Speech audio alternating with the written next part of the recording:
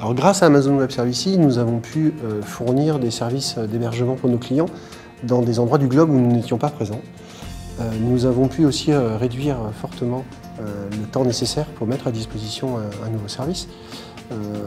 Nous avons un meilleur pilotage de nos coûts et une meilleure qualité de service au niveau de la virtualisation des environnements.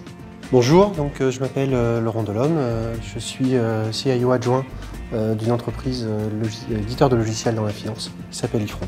Bonjour, je me présente, donc je suis Olivier Paillon, je suis l'ancien directeur du système d'information du groupe iFront et je suis maintenant le créateur d'une entreprise qui s'appelle Watertone Consulting. Donc iFront est un éditeur de logiciels spécialisé dans le monde de la finance pour les assets non cotés. On adresse nos clients à travers 21 bureaux et 500 collaborateurs à travers le monde. Donc les assets non cotés, ce sont toutes les participations dans les entreprises non cotées en bourse. Donc on s'adresse en fait à un marché qu'on peut diviser en trois types d'acteurs. Un premier acteur qu'on appelle chez nous les GP en fait, ce sont les acteurs qui construisent un fonds et qui vont mettre réellement de l'argent dans des entreprises qu'ils auront sélectionnées.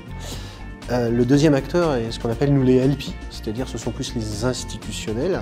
Ces institutionnels sont en général plutôt des banques ou des fonds de pension américains, des fonds souverains, qui vont confier leur argent en fait, à des GP pour qu'eux l'investissent ensuite dans des entreprises. Et enfin, le dernier acteur sont plutôt des administrateurs de fonds. Ce sont des personnes qui vont sous-traiter l'administration soit d'un LP, soit d'un GP. Alors l'utilisation d'AWS pour iFront est une utilisation récente, qui a 1 an et demi à peu près.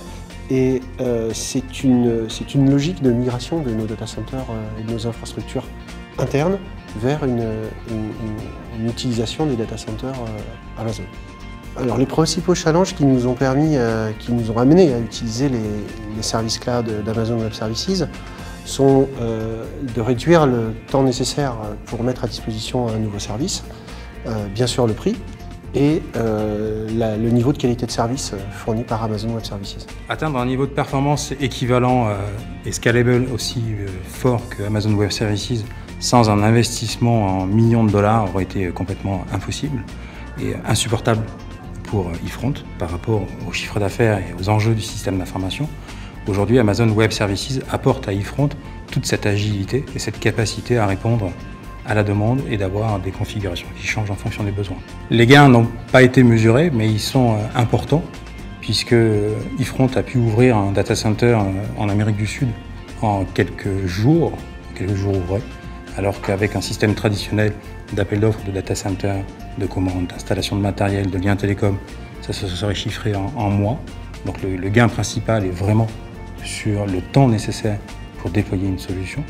Mais il y a eu aussi des gains très importants sur l'administration du système d'information, c'est-à-dire que plein d'activités liées au matériel, aux infrastructures sont prises en charge par Amazon Web Services et l'entreprise n'a plus à prendre ça en charge. Ça devient une facilité, ça devient quelque chose qui est vraiment un point important pour focaliser les équipes de la DSI vers le métier et non plus vers les éléments de l'infrastructure. Aujourd'hui, iFront utilise Amazon Web Services sous une forme hybride avec des infrastructures hébergées dans le cloud Amazon et des infrastructures hébergées dans nos data centers on-premise. Cependant, notre objectif est de migrer l'intégralité de nos data centers on-premise vers des infrastructures Amazon Web Services. Non, si j'avais quelque chose à rajouter sur Amazon Web Services, je dirais que c'est une expérience extraordinaire. Le champ des possibles est infini. Il faut se lancer, il faut se jeter la tête la première, il ne faut pas avoir peur de l'inconnu et c'est une magnifique expérience. Dans un avenir proche, iFront compte utiliser de plus en plus de services Amazon, se répandre de plus en plus dans les régions mondiales d'Amazon et tout ça pour continuer à suivre et à livrer nos clients internes et externes. Sans Amazon Web Services, je pense qu'iFront aurait été moins rapide à la mise en œuvre de toutes ces solutions. Je pense aussi que nous n'aurions pas pu atteindre le même niveau d'industrialisation qu'a aujourd'hui Amazon Web Services et donc nous n'aurions pas atteint un aussi haut niveau de sécurité et de disponibilité.